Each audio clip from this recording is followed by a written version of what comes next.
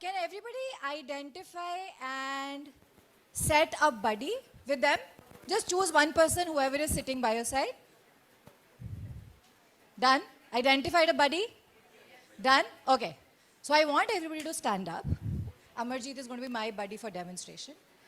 Stand up, stand up, stand up, stand up, stand up, stand up. We'll start with a fun game. Come on, stand up. Stand up wherever you are. कहीं इधर उधर आने की जरूरत नहीं है. Just stand up wherever you are. Ready?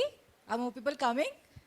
Thoda jaldi. We'll start with a fun, quick game, and then we start. Okay. So what I want you to do is stand like this with your buddies. Okay? One person facing the back of the other person. Yes. Perfect. Quickly, quickly. Yep. At almost an arm's distance. If you have not able to find a buddy, we can make a triplet buddy pair. It's fine. It's fine. We'll manage. थोड़ा एक arm से थोड़ा कम. इतना दूर, हाँ, इतना दूर. Done? Distance is very important, people. You will know what I mean. Okay? Everybody ready? Okay. I want the partners at the back to raise both of your arms. No, at the back. So partners who are in high position. Raise both of your arms. Put it on the shoulder of the person in front of you. Both arms. Done? Oh, please put it down. Yes. Put it on the shoulders. Please put your palms on the shoulders of the person in front of you. Yes. Both the yes, very important. Without the phone. Done. Without the phone. Yes, please put the phones down. Done. And give them a nice massage. Come on. Nice massage. Cool. 15 second massage. Come on, guys, come on. Most important part is coming now. I want people to now turn back and give your partner a good massage. Oh. How nice. I love this. Thank you so much. Okay, now we'll settle down. Come on. Settle down. क्या बात है मेरे को much required था thank you Okay. Can I request everyone to settle down, please? Okay, at least people are not dying out of exhaustion now. There's some smiles. I like seeing some smiles in the room. And okay, so we'll begin. So the topic that's been given to me is something that's very close to my heart. Something that I think almost all the functional medicine practitioners are practicing. And I've tried to keep it a very case-based focus. I'll try to wrap it up quickly so that we can do a couple. Okay, is this better? Yeah, okay. So I've tried to keep it a bit case-based. So we'll discuss the whole metabolomics and how do we function and how do we integrate it into practice via a real case that we have had. And that's what I think that's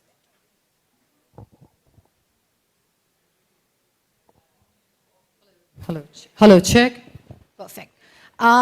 So we'll take a peek into the cellular whispers before it turns into disease. That's been the focus of the whole day, right? How do we catch things before they become disease? And metabolomics is one tool in the practice that helps us do that, right? So we'll just quickly walk through it. My name is Hitakshi, and I'm very happy and grateful to be here. 1816, the first big advancement in the field of medicine. Stethoscope was invented by a physician who was very uncomfortable listening to chest of women because it was something uncomfortable, and he had a female patient one day who had wheeze and cough, and nobody was able to identify, and he was just so sick, he just rolled a piece of paper in front of him and heard it, and that's how the first stethoscope was made. How simple, but the need was there, right? And from need comes the invention. And the need now is of a new stethoscope. Comes the reason why. Because definitely blood is not showing us the picture at the right time when we need it to. The blood values, especially the lab range values, are diagnostic of a disease and not really reflective of the true health potential of a person, right? So what do? We rely on this new kind of test that shows us what happens from genome till phenotype. So all of us have a genome. We had a fantastic session right before tea. Genome is expressed. There's a lot of process that it goes through. There is cryptome that happens, a proteome happens, and before gene expresses itself into a phenotype, certain chemical compounds called metabolites or metabolomes are produced in the body. Is everybody with me so far? Yeah? Perfect. So what do we do with metabolomes? It's like an MRI for looking at our body's metabolism. It's a screenshot. MRI is a screenshot. It gives us a glimpse at a very, very deep level. I like to think of it's a camera behind the curtain, you know. I get to see what's happening with proteins. How is how is fat being metabolized in the body? How is carbohydrate being metabolized? What are the amino acid levels like? I have a patient who is coming to me who's saying, Doctor, I've been taking protein powder for 1 year now, and I still feel bloated. And when I look back, there are 3 amino acids that are still deficient in the body. So the protein powder clearly is not reaching the final outcome that it needs to. And that's where metabolomics as a science and as a test and a tool comes into play. So metabolites, the test metabolomics tests thousands of small molecules that are the end product of the whole process of metabolism. It measures them in blood, it measures them in urine, and the report that comes out is kind of a balance of both, okay? We'll talk about a case now. Typical case, 48-year-old male, very, very highly driven professional, has been working since his 20s, has built businesses, sold businesses, very smart guy, certainly has been taking care of health per the regular metric, but he's troubled because something is not right. He's been trying to lose weight for 1.5 years now. And the first thing that he tells me, and it's a real patient, he says, मैंने life में पिछले 20 साल में बहुत बार वजन कम किया doctor Hitakshi, but जो सब पहले किया था अब की बार कुछ काम ही नहीं कर रहा. Have you all heard that statement? है ना? मेरा वेट कम ही नहीं हो रहा, मैंने डाइट भी कर लिया, मैं अच्छा खा भी रहा हूँ, I've been going to gym for the past 7 months, I'm taking creatine, I'm taking omega-3, my vitamin D is fine, my B12 is fine. What do I do? This fellow was so distressed when he came, severely fatigued, mental fog was through the charts, I'm not able to focus on anything, my memory is gone. In my 20s, I used to remember name and face and phone numbers of everybody I used to meet. Now I can't really look at person and tell when did I meet them. Are you seeing that in your practice with people? Yeah? Excessive daytime sleepiness, despite sleeping 9 hours or more in the night. And still waking up saying, I have frequent wake-ups in the middle of night. And even when I don't wake up feeling fresh. So the sleep somewhere is trouble. Despite him having tried melatonin, having tried magnesium bisglycinate, not affecting. Walking 20,000 steps a day. I saw his past year's record, 18,500 daily steps was the average. This year, when we met, it was again somewhere between 15 to 16,000, and on an average, he's been walking 20,000 steps a day. He's been on calorie-restricted diet, he's taking all the supplements, he's going to gym, he's training. He's doing a lot, but nothing is working. HbA1c is 5.6, which is, according to him, is completely fine. He's like, I'm not a diabetic. Lipid profile, थोड़ा सा खराब है doctor, बाकी सब तो ठीक है, मुझे समझ ही नहीं आ रहा मेरे साथ क्या प्रॉब्लम है.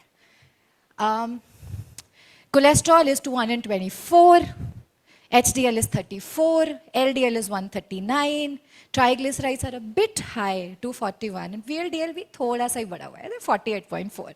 ESR was a bit high, it was 30, 15 to 30. 15 is normal, but still he says ये भी normal है.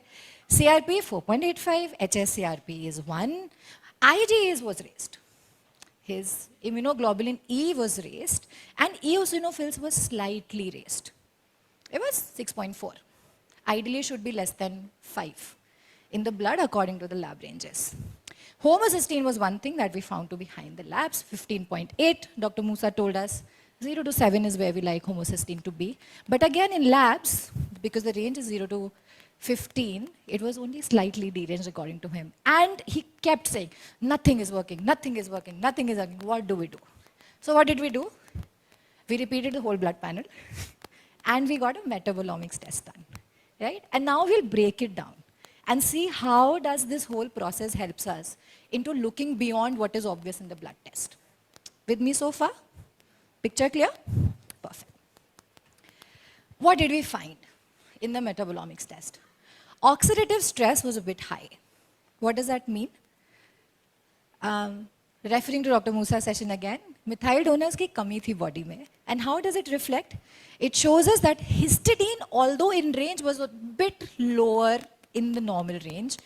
Glycine was high, and despite having a completely normal vitamin B12 in serum, his MMA was very high. MMA is a metabolite that rises in your blood when vitamin B12 is considered to be deficient by the body. And here is where the dissonance comes in. Your vitamins and minerals may be completely fine in the serum, but या तो absorption नहीं हो रहा है, या body perceive नहीं कर रही है, या cellular signaling में problem है, body is perceiving it to be deficit. And that's the profile that we see when we look at metabolomics as a test, right? So this was one finding that we found after looking at the test. Another very curious finding that came was that his body was not utilizing fat at all. At all. And why was it not utilizing it? Because carnitine, which is the compound that we use to transport fatty acid chains from the cytoplasm inside the mitochondria for metabolism, was deficient. Right? Now imagine, my body has so much fat. I'm trying to lose it. I'm saying burn, burn, burn, burn, burn. My body is saying, I don't have carnitine. How do I burn? So fat wahi ka wahi rakha hai. The whole process through which we metabolize fat in the body, which is beta fatty acid oxidation, is not happening in the body because carnitine is not present. This fellow can go to any gym, can eat whatever he wants, can be on a calorie diet of 800 to 900 kilocalories a day, which is about 1,000 calorie deficit, he will not lose weight. Because mitochondria is not accepting fatty acids. And until you accept fatty acid, it will not be mobilized from fat. So no matter how much reserve you have, doesn't work.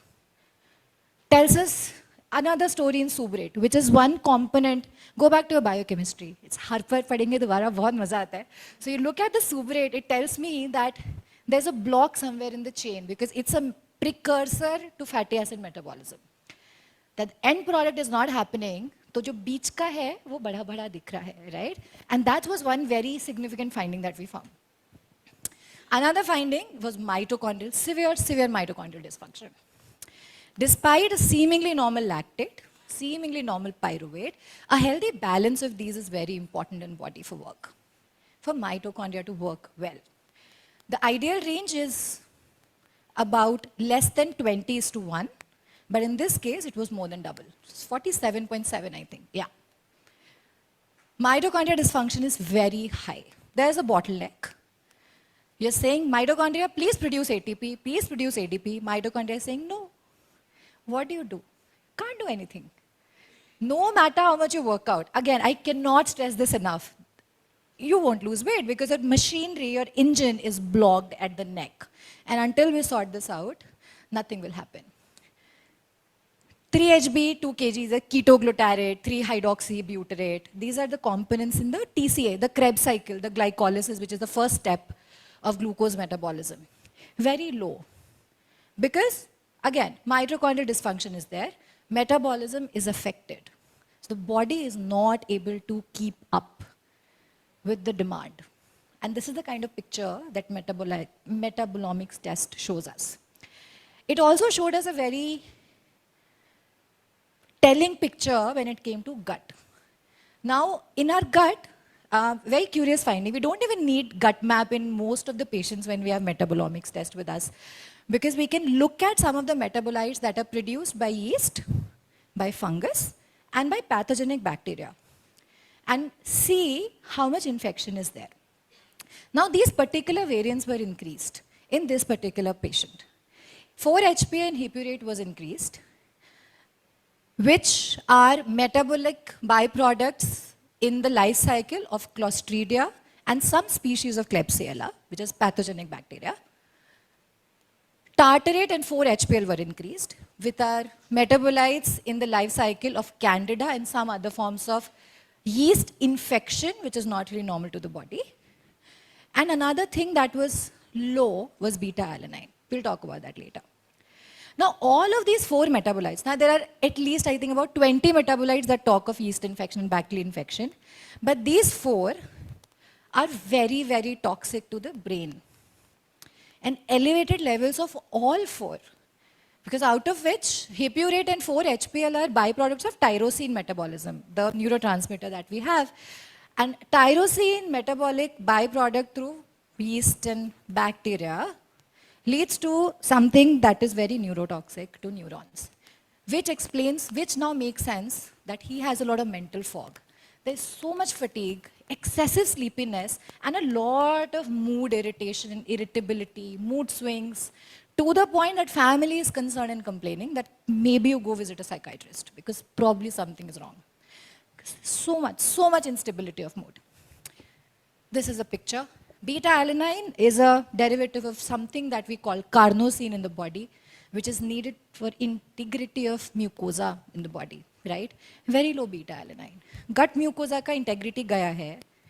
Gut में infection बहुत सारा है. No matter what he eats, it's either being dismetabolized by the bacteria, even if whatever is rest is left is going for basic, super important functions of the body, and all the metabolites that are being produced as byproducts, it's wreaking havoc. And this kind of picture does not really come out in blood, right? So what have we learned so far? Anybody? Anybody? Sorry? So we have found a new stethoscope which helps us listen to the whispers that cells are telling us. We are able to look into the mitochondria. We are able to look at peroxisomes. We are able to see where the blockages are. Is blockage in transport? Is blockage in the functioning of mitochondria? Is blockage happening because some cofactors are deficient? Is my body not able to perform just because methyl donors are not there? So easily fixable. But these things we're not able to catch when we're just looking at blood because it's a bit superficial still, right? Other things, B6 was functionally not available. Despite him taking magnesium regularly, body was not perceiving magnesium to be sufficient. There was a perceived functional deficiency of magnesium as well. And there were indirect signs of zinc and copper imbalance, which did not really come out in his blood report because it wasn't tested in the panel that he did. So what did we find? Very normalish blood picture, because that's what my patients come and tell me. But a lot was wrong under the surface. And I feel that as a physician, I have been crippled by not having answers to the queries that my patients come with. मुझे क्यों mental fog हो रहा है? And I say, I don't know. I have said that before. And it feels crippling to me. And thankfully, we have found this stethoscope now, so I have answers to give them and things to fix. So what did we do? We put him on a very low inflammatory, antifungal, antibacterial diet, which is mostly gluten-free and dairy-free. You remove all allergens, bring down inflammation, give herbs to support antibacterial and antifungal things. We asked him to please stop going to gym because it's doing much more harm to you than it's helping you. Inflamed body, persistently going against nature, your body is not ready to use anything. What are you spending in that gym? Calm down. We asked him to up yoga karo, up walk pe jao. We'll do mobility, we'll do flexibility until we have built up the reserves, fixed up the mitochondria, and brought it to a stage where at least it starts accepting fat and starts working normally as it should. We gave supplements to improve glutathione levels, to improve methylation in the body. We supported other cofactors deficiencies that we found.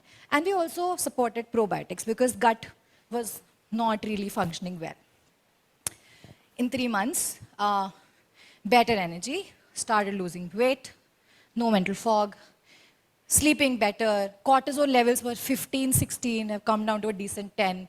Fasting insulin returned back to baseline.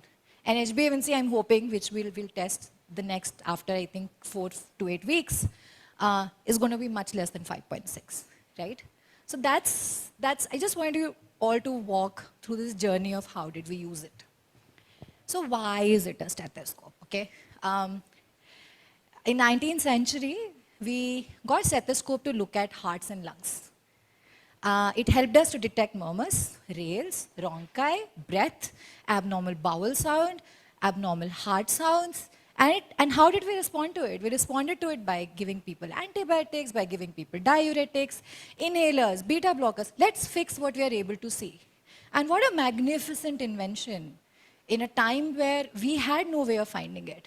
But now times have changed. Technology has come to power. I don't know how many of you still use stethoscope. I still like to because it helps me feel connected. But we don't really need to. If we can avoid it, we don't really need to. And what is a stethoscope now, which is a metabolomics? It helps us to observe gut. It helps us to look at the flora in the body. Helps us to look at cells. Helps us to look at mitochondria and see how the functioning is happening. It helps us to detect gut infections, blocks in detox pathways, functional deficiencies of micronutrients, which may or may not be being reflected in the serum and the whole blood test that we're doing for them. And how do we respond? We supplement, we support. We sometimes tell them to not go to gym. And that just sounds like such a contradictory advice to them. They're boggled. Like, what kind of a doctor are you telling us not to go to gym to lose weight? And we say, you calm down. हो जाएगा तुम्हारा वजन कम. शांत हो जाओ. So let your body breathe. So ground yourself. Go walk. Spend time with your family. You're going to gym. You're coming back so fatigued. You have no time to spend with the community that you've built. You cannot function like that. That's not what human beings were built to do. And it's contradictory, but it works. So, they come around in about 6 to 8 weeks when we tell them, अब आप gym जा सकते हो, please जाओ, muscle बनाओ, जो करना है करो. So now the question comes, when do we use it? Definitely not meant to be used in every single case. It's a very niche kind of test. Not everybody uses it. We use it in cases which are mystery. समझ में नहीं आ रहा कि क्या problem है. I have tried everything with my client, with my patient, with my member. I don't know what's wrong because nothing seems to work. In that cases, please go ahead and get the panel done. If you have people who are suffering with chronic fatigue, people who have bloating randomly, people who have plateaued the weight, who say, no matter what I'm doing, I'm not able to lose weight. And I know it used to be my impulse as well to say, कह रहे हो लेकिन तुम सब कर नहीं रहे होगे, right? And then you sit and talk to them for half an hour, and they are doing more than what I can do, with a level of discipline even I am not capable of, right? That's the kind of cases that metabolomics helps us in. 10 minutes to go. Mood cases, cognitive cases, allergies that have onsetted, especially in adulthood. I don't know how many of you are facing it, but there are cases where if you're taking a deep history, they'll say सब कुछ ठीक था, college में जाके ना मुझको ESMA के attacks आने लगे. In my 30s, when I shifted cities, I started having this random allergy. Doctor, when I came to Bangalore, I was fine before that. But ever since that, she has that, you have that, maybe we get metabolomics done for you. So, cases where allergies have come out of nowhere. And we can't really pinpoint it to genetics and family and all of that. In the mystery cases like that, we go ahead and do metabolomics. And of course, if you're practicing precision medicine and longevity medicine, this remains a tool that we can't really get by without. So things to remember.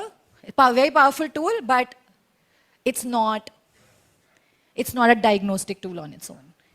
People remain the central and the core to whatever it is that we do in our practice. A human being is not independent of its context, so context is important, symptoms are important, blood picture is also important.